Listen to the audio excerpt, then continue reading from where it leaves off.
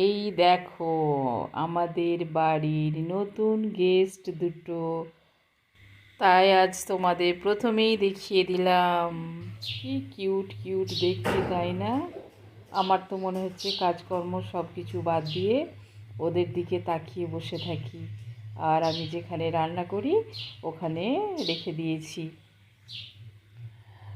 তো সত্যি বলছি, আমার মনটা এতটাই খুশি ওদেরকে দেখে। কিন্তু কি করব, এই যে খাঁচায় বন্দি হয়ে আছে দেখে একটু খারাপ লাগছে। আর কি আর করা যাবে। আসসালামু আলাইকুম আমার প্রিয় ভাই বোন বন্ধুরা। আশা করি আমার এই ভিডিওটা যে যেখান থেকে দেখছো, আল্লাহর রহমতে তোমরা সকলেই ভালো আছো। আলহামদুলিল্লাহ, আমরাও সবাই ভালো আছি। আর তোমাদের দোলাভাই বিহার গিয়েছিল, ওখান থেকে এই যে দুটো ব্রেড নিয়ে এসেছে, নাকি বান জানি না এটাকে কি বলে, বেশ বড় বড়। তো এগুলো চা দিয়ে খাবো। তো এগুলো বের করছি। আর এই যে পুদিনা পাতার গাছ, এগুলো না রোদে কেমন হয়ে যাচ্ছিল, তাই আমি দুটো নিয়ে এসে আমি ওখানে লাগিয়ে দিলাম।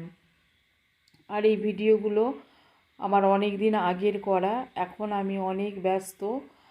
আর তোমাদের দোলা ভাইয়ের শরীরটা অনেক খারাপ, হসপিটালে আছে। হঠাৎ পেটের যন্ত্রণায় নিয়ে কালকে রাত 10:30, মানে কালকে বলে আমি ভিডিওটা কাল আপলোড করব, পরশু দিন রাত 10টায় অ্যাডমিট করতে হলো। এখনও সে হসপিটালেই আছে। তো ওখানে তো কাউকে থাকতে দেবে না। তো দেখো, এখন আমি এই যে রান্নাঘরটা দেখিয়ে দিচ্ছি, এত মানে অগোছালো অবস্থায় আছে, যেমন বাইরেটা তেমন ঘরটা। এত কাজ কাজ যেন মানে করে আমি উঠতে পারছি না। তো যাই হোক, তারই মাঝে আমি আজকে একটু তোমাদের সঙ্গে শেয়ার করব চিকেন রোস্ট। চিকেন রোস্টটা আমি কখনোই এইভাবে করিনি। আমার বাংলাদেশের প্রিয় ভাই বোনেরা এবং কিউট কিউট আমার বোনেরা এত সুন্দর সুন্দর এই রোস্টটা রান্না করে, আমার দেখে কিন্তু অনেক লোভ লাগে। তাই আমি অল্প চিকেন দিয়ে আজকে আমি প্রথম ট্রাই করছি। এর আগে আমি রোস্ট বানিয়েছি আমার মতো করে অন্য রকম, সেটা হয়তো তোমাদের সঙ্গে অন্য কোনো ভিডিওতে আমি শেয়ার করব। তাই আজকে আমার কিউট বোনেদের রেসিপিটা সবারই দেখি, সবার দেখে দেখে আমি নিজের মতো করে আজকে একটু রান্না করছি, অবশ্যই তোমাদের দেখে। আর আমার তো মনে হয় এটা বাংলাদেশের ফেমাস খাবার, তাই না?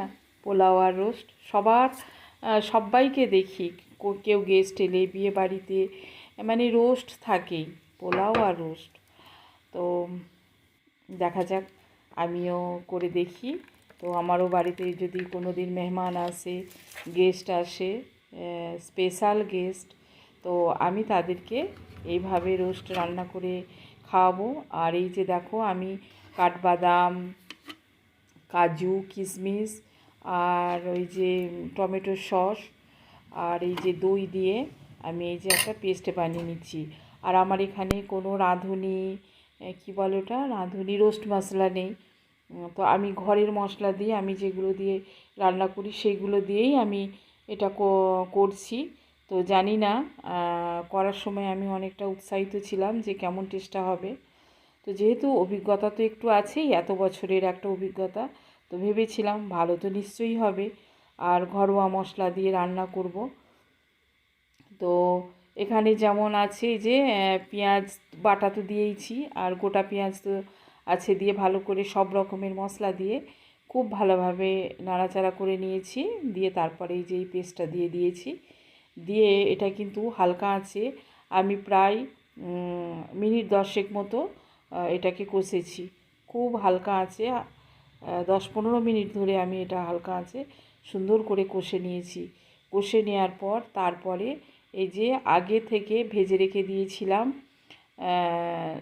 নুন হলুদ আর একটু আদা রসুন মাখিয়ে চিকেনটাকে ভেজে রেখে দিয়েছিলাম। এই যে দেখো, আমি অল্প করে 3টে লেগ পিস দিয়েই আমি রান্না করছি।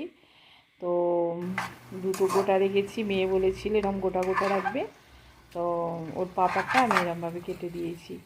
তো যাই হোক, এটা কিন্তু এটা আগেও বলেছি, এটা আমার অনেক আগের ভিডিও। আর তার সঙ্গে এই যে পাউডার দুধটা প্রায় এই 50 গ্রাম মতো আমি এটা দিয়েছি গুলে। তো অনেকেই বলে পাউডার দুধ দিলে নাকি খুব টেস্ট হয়, তো গরুর দুধ সেই জন্য আমি ব্যবহার করিনি, তো পাউডার দুধটাই আমি দিয়েছি। তো যখন দিলাম দেখতে তো বেশ একদম মাশাআল্লাহ কি সুন্দর লাগছে, দেখো না কত সুন্দর একটা কালার। আর আমি এখানে ব্যবহার করব বিরিয়ানি মশলা, চিকেন রোস্ট মশলা যেটা ব্যবহার হয়, সেটা আমি যেটা আমি বিরিয়ানি রান্না করি যে মশলাটা দিয়ে, ওটাই আমি ব্যবহার করেছি। আর এই যে আমার ঘরের তৈরি গাওয়া ঘি, এটা একটু দিয়ে দেব, মানে দিয়ে দিলাম। আর দিয়ে দেব, দেখো আর কি দিই তারপরে, তো এই যে দেখো ভালো করে দিয়ে দিয়েছি। আর এখানে দিচ্ছি কেওড়া পানিটা দেওয়ার কথা, তো কেওড়া পানিটা এখন আমার কাছে নেই বা আমার হাতের কাছে নেই, হয়তো বা বাইরে রান্নাঘরে আছে। তো আমি কি করলাম, একটু গোলাপ পানি দিয়ে দিলাম, রোজ ওয়াটার যেটা, ওটা দিয়ে দিলাম। আর গোটা তিনেক এই যে কাঁচা লঙ্কা আর পেঁয়াজ বেরেস্তা। তো তোমরা অবশ্যই আমাকে বলবে আমার এই রোস্ট রান্নাটা ঠিকঠাক আছে কি না।